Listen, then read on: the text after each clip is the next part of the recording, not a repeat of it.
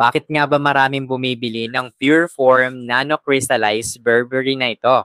Tara pag-usapan natin. Pero bago ang lahat, mag-follow ka muna sa akin, mag-heart ka, mag-comment ka, ilagay mo ako sa yung favorites at i-share mo na rin. Alam nyo ba ng pure form nanocrystallized berberine na ito ay isang anyo ng berberine na may mas mataas na bioavailability? Totoo. Alam nyo ba na ang compound na ito ay may anti-inflammatory effects? Kaya naman nakakatulong ito sa pagpapababa ng inflammation sa ating katawan na maaaring magdulot ng iba't ibang mga sakit. Ang kagandahan ng pure form nanocrystallized berberine na ito ay marami pa siyang mga health benefits.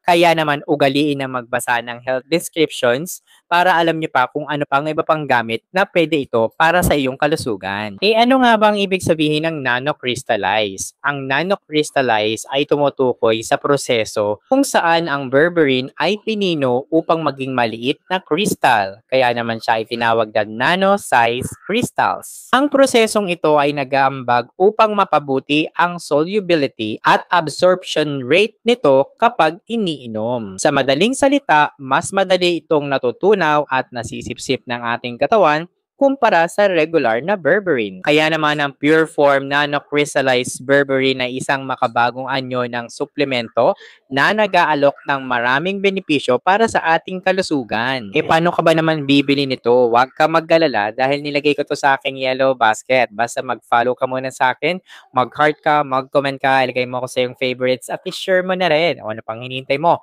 Click the yellow basket. Check out now!